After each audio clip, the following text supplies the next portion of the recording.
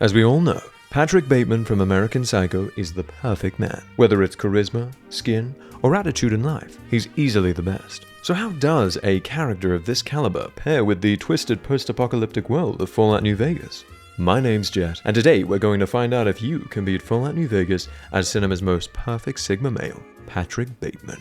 Before we jump into this glorious adventure, let's quickly lay out the rules of the run. The first rule of the run is that I can only use weapons that are axes. So things like the fire axe, the knock-knock variant, or something like a hatchet. So while Patrick did use other weapons in American Psycho, like a pistol and a chainsaw, I felt it was more fitting to stick with his most memorable choice of weapon, an axe. Second rule is I must wear a suit at all times, and I must acquire in the run a suit that looks as close to Patrick's in the film. So the best fit for this is President Kimball's suit, and therefore signing with the NCR is definitely not my first priority. And until I can find a suit, I'll have to wear nothing. The final rule of the run is that I must do what Patrick Bateman would do. Every action I take must be the actions of a genuine Sigma male. So what's the plan for the run? In order to live the fantasy of a Sigma male, I'll have to side with Yes Man, as any other faction makes me their pawn. I'll need to get my hands on an axe, specifically knock-knock, as this is one of the most powerful melee weapons in the game. And according to the rules, I can't fight anything until I get one anyway. I'll need to get a suit pronto, which means heading to Vegas and offing Benny to get a temporary suit should be my next goal. To start off, I spent as much time as any ordinary man would in a character creation menu, spending the next 30 minutes diving deep into the depths of Patrick's jaw shape, sculpting every corner and bone to perfection. Once perfect, I chose my stats, going for an all-round melee-centric build. Perception can be lowered to 1 here, as guns are not on the menu. For the rest, 8 strength to crush my enemies, 9 endurance to keep myself gorgeous, and 7 luck to make use of bloody mess and, of course, critical hits. When it came to skills, the first 2 were easy, melee and speech. However, I couldn't decide between medicine and survival. I ended up going with the latter, as I felt it reflected his love of self-care better. For traits, Wild Wasteland because Patrick is absolutely crazy, and Logan's Loophole because he's quite the snorter. After robbing the old man that just saved me from death, I set off into the wastes to complete my first task, acquiring my weapon of choice, knock-knock. Fire axes can be found in numerous locations in New Vegas. However, if I wanted the knock-knock variant, I would have to travel south, into the depths of Camp Searchlight's fire station, the irradiated shithole that would irradiate my balls into cryogenic stasis. A quest that any American Psycho would take. So off I set, telling Goodsprings to go f*** itself, and made my way to Nipton. I passed Prim, dreamt of Paul Allening the crap out of Oliver Swanick, and made it to the outskirts of my goal. Here I picked up the quest to slay degenerate NCR enjoyers and headed for the fire station, only to realize one thing. I couldn't get inside the station. That's right, to get into the fire station, we needed the key, and to get the key, we needed to meet Logan, the prick in the church. So off I quickly scooted, hauling my naked ass down the trapdoor, only to find out once again, I had screwed up. It turns out I needed 50 science or 50 lockpick, which I had neither. Or I could kill Logan, but because I didn't have a weapon, I couldn't do this. So I planned my next move. According to the wiki, a hatchet can be found on the corpse of a dead prospector in the Nipton Town Hall. Jackpot, I thought. This is my saving grace. So I quickly fast-traveled to the pillaged remains of what was once Nipton, told the Legion, as any alpha would, what a fantastic job they were doing making the wasteland its bitch, and headed for the town hall. Here I ran up to the 2nd floor, and for the next hour proceeded to reload my save over and over until I got a hatchet. And yes, I'm not even kidding, it took this long. After what seemed like an eternity, the gods finally answered my call. A hatchet. In celebration, I butchered the mongrels that had swarmed my anus for the past 60 minutes and walked out gleefully, only to step on a mine moments later and blow my legs clean off. I was met with maul after maul, however, finally butchering them successfully, I left Nipton and headed back to Camp Searchlight where I could finally American Psycho the crap out of Logan. I should note, to get my HP back, I've been abusing the free Legion beds just outside Camp Searchlight at the Legion camp. While there, Malcolm Holmes visited me and decided to implant himself directly into the tent's walls. What act I was witnessing has still shaken me to this day. Was I witnessing human intent love? Perhaps Patrick had seriously lost it at this point. But enough of this nonsense. It was time to kill. Walking up to Camp Searchlight, I headed straight for the church. What awaited me, however, completely caught me off guard. Logan was no beta bitch. He and his prospectors destroyed me. At this point, I realized I had to rethink my strategy. I tried luring them out, one by one, and managed to slice one down. However, Logan was not biting. I realized a tactical retreat was the only option, so I headed back to Goodsprings, bought the entire town's medical supplies, and went back for round 2. On my return, I was met again with the gods kissing my balls. Logan was, for some unknown reason, wandering right outside the NCR camp. Bingo, I thought. Perhaps I could get Logan to tag some of the NCR soy boys and get them to kill him for me. But this proved impossible. The NCR saw straight through my plan and walked off. Left with no other option, like the alpha I had to become, I ran straight into Logan. Hatchet in hand, I hacked straight into him. I survived with 1 HP, and to season the victory, hit level 2. I decided to take Confirmed Bachelor, as this would prove vital in my mission to butcher President Kimball and his NCR lackeys. Logan put up a fierce resistance, but he was no match for my utterly dashing good looks and perfect skin. Now was the time for my prize. I regened my health, traveled back to Camp Searchlight, and headed for the church. What awaited me was a small-sized scorpion in comparison to Australian standards, and so using my natural Australian survival skills, I easily brushed past it.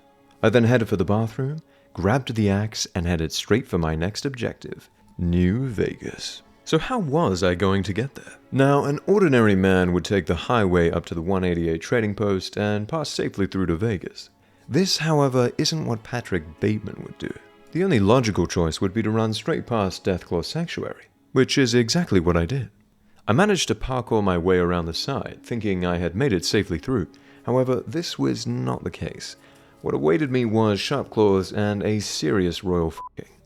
After many attempts at trying to make it down, I did, and once in position, I made a break for it, barely managing to haul myself to safety into the abandoned farm. I had done it though. I had made it across the valley like the true alpha Patrick was. The road to the strip was now clear. After making it into Freeside, I scrapped together 2,000 caps and bought my way straight inside New Vegas. Now it was time for our next objective, to kill Benny, and get my hands on a fresh suit. Benny can be found in the Tops Casino, which for me to bypass into with my weapons would require either A, some slick talking, or B, me to kill all the guards and everyone else inside. I was hoping I'd be able to reenact Patrick murdering Paul Allen in his apartment. However, the damn chairman at the door wouldn't let me bring my axe in because I had no evidence that Benny was a prick. Pissed and thirsty for blood, I knew it was time to enact Plan B. And so I did. I hacked my way down the entire Tops Casino, not even realizing I'd hacked my way through Benny in the chaos. I then headed for Yes Man, knowing that this would be the only viable endgame solution. With my new temporary suit in hand, and a new quest, I headed for the Lucky 38. Waltzing inside like I just scored a booking at Dorsia, I told Mr. House I wasn't having any of his crap. The platinum chip was mine. The salt loser tried to kill me, but his robotic pawns were no match for my glorious axe. So I headed downstairs, killed Mr. House, went back to Yes Man, hit level 8, and got a juicy Super Slam perk. Now came our main quest, choosing Patrick's allies. To complete the game, the player must side with a faction, which I had already chosen, Yes Man. However, the player also has the opportunity to gather other allies to support them in their final quest, the battle for Hoover Dam. Below is the list of those factions.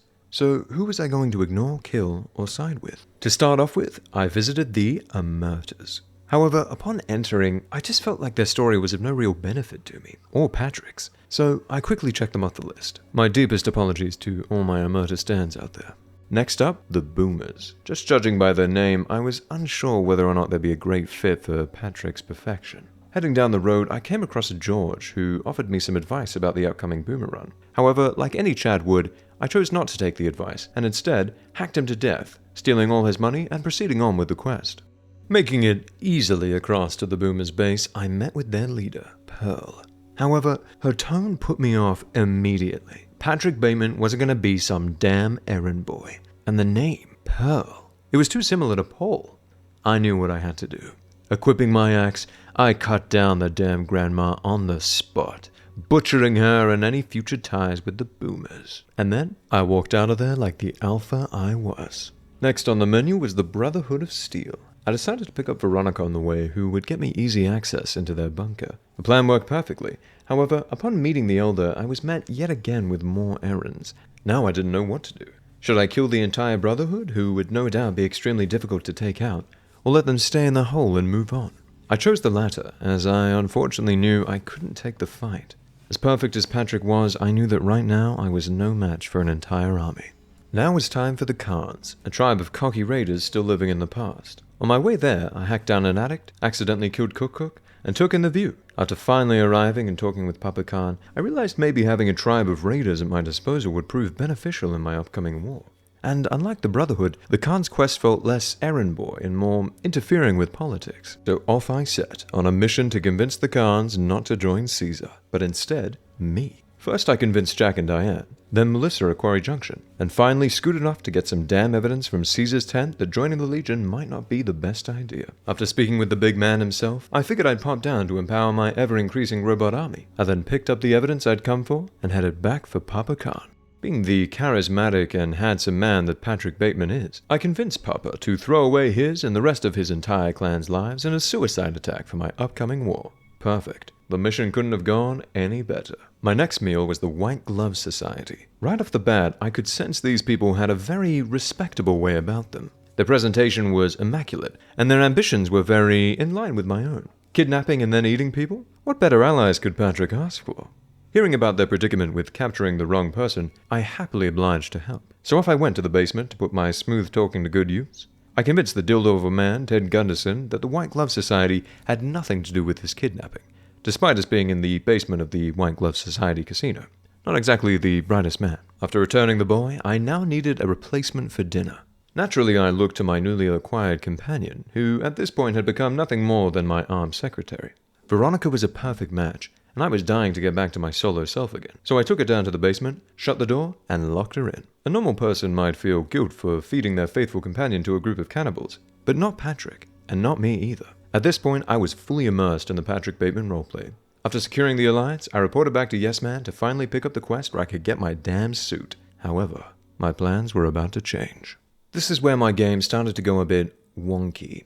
For some reason, my reputation with the NCR disappeared. I could no longer see it, and according to Yes Man, the NCR hated me. You see, in order for me to acquire President Kimball's suit, I had to either A, be at a normal standing with the NCR, so I could get the quest to be in proximity with him, or B, side with the Legion until I get a quest to assassinate Kimball. So what was my next move? First I tried the NCR, doing some quests to bring up my reputation. After finishing the Camp Searchlight and Cottonwood Cove quest, I went back to Yes Man. However, my balls were yet again crushed. They still supposedly hated me. At this point, I knew any further efforts towards the NCR were pointless. It was time to side with Caesar. At least, temporarily.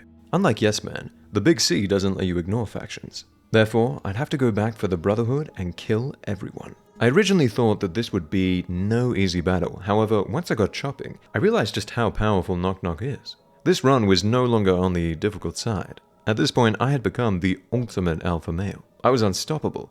I hacked my way through the head paladin, scribe, and with a joyful smile, devoured Elder McNamara's corpse. From here, it was smooth sailing, or so I thought. I went back to Caesar, and upon news of his brain going 07, I decided that I'd operate on him myself. You see, if you have 9 luck, you can operate on Caesar's brain yourself, which I had upgraded through the help of a implant and also putting 1 perk point into it. However, in typical Fallout New Vegas fashion, Caesar decided to say fuck you to the quest and refused to get into a coma. I spent more than an hour trying to get this ass into bed, but he refused to budge. Despite me having the surgery tools and waiting at least 5 in-game days, there was nothing. I even reverted to a previous save before annihilating the Brotherhood, killed them all a second time, and still nothing. I was almost at my limit at this point. I didn't know what to do. So as my final option, I went and got the auto-dock part from Vault 34. This, much to my annoyance, worked. I got the parts in, fixed Roman Bruce Willis, despite him still not getting in a coma, and got the next quest. Finally, it was here. Everything I had been waiting for. Arizona Killer. The quest to kill President Kimball. AKA, I would get my goddamn suit. After meeting up with this jerk, I headed off to the dam. Much to my sadness though, I realized I would have to break one of my original rules. Wearing just a suit. You see, the NCR will attack me on sight, and I'll immediately fail the quest. So the only way to make President Kimball land is to blend in, meaning I have to put on a disguise. So in order to finish the run, I did. I stood near the landing pad, waiting for my time to strike. As soon as I saw his clean drip, I could no longer hold my excitement. Bursting my load, I charged at Kimball, slashing him down and all his bodyguards.